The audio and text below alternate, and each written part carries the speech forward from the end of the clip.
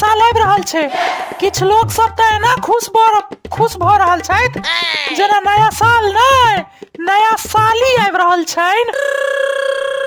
भैया रे कल खखरी में से चंदा मांगा गेल रहिए ना तो कान पकड़ के उखाड़ देलक। अच्छा, फिर डॉक्टर लग जाकर नया कान लगवेलहुं है। वाह भाई वाह, नया कान, हैप्पी न्यू ईयर। कथी के मुबारकबाद हो रहल छै, नया साल के कि नया कान के? नया साल के से हो आ नया कान के से हो, नया साल में नया कान के नया टांग से हो लगबो पड़तो। अगर ई बेर हमरा खेत में टपला पिकनिक मनबै लेल त कान खोल के सुन ले दुन्नू। किया से तू नहीं रहबी पिकनिक में से? रहबो लेकिन पाई ताई नहीं देबो। किया रो? एरो हमरे खेत में पिकनिक करबे आ हमरे सब पाइयो लेबे, पाई कथी के देबो रे से कहता। पाई नहीं देबी त नहीं रखबो तोरा जे छै से। कर पिकनिक सार सब लोहिए उझिल देबो आबि कर। पिछले बेर जना अंडा भात भरल लोहिया उझिल देने रहियो तेनाहिते उझिल देबो सार। पछला बेर तो बनल अंडा के तरकारी वाला लोहिया उझैल देने रहीन, तहन तोरा गेला के बाद हमर भाईजी सबटा अंडा के धो धो के खा गेले। ओय माँ, हाँ तो की करतिए, पाई लागल रहे तो बर्बाद थोड़े ना होवा देतिए यार।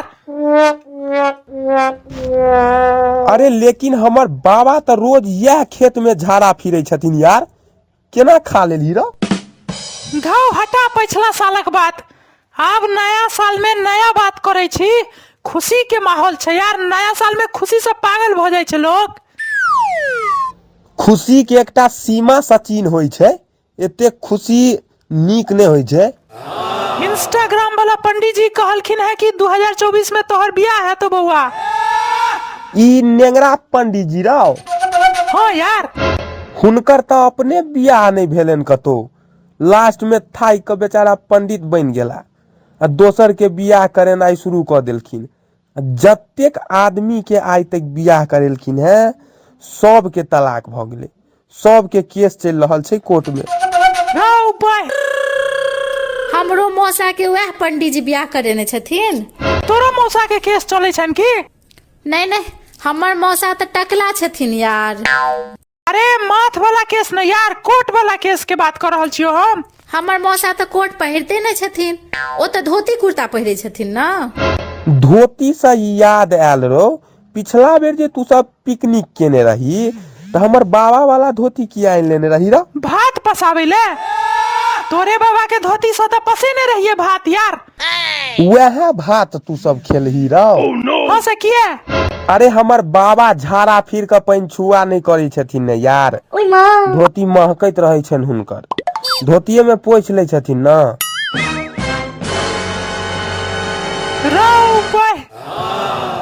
वह दुआरे तो हमर दाई घर अंगना में नहीं पसारा दै छन धोती यार, तो कलम गाछी में जाकर पसारे छथिन।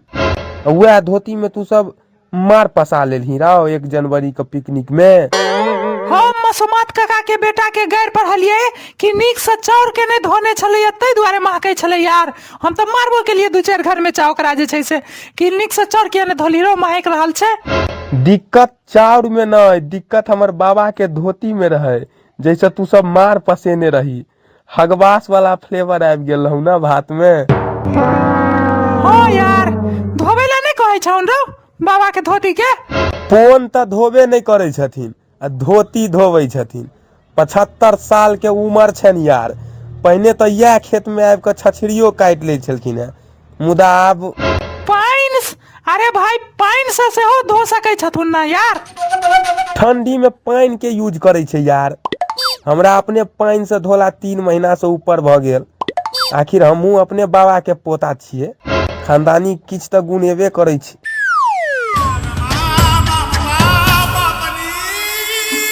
Happy new year 2055। राव भाई 2025 के जे छै से शुभकामना एखने दो देलही तू राव एते एडवांस में। तू सब पिछला 1 महीना से happy new year in advance कह रहल छै, तो हमहू 25 साल पहले के एडवांस विश कर देलिए हुए। 25 साल पहले के विश करे छी के करे छे यार? 25 साल पहले के विश के करे छे यार?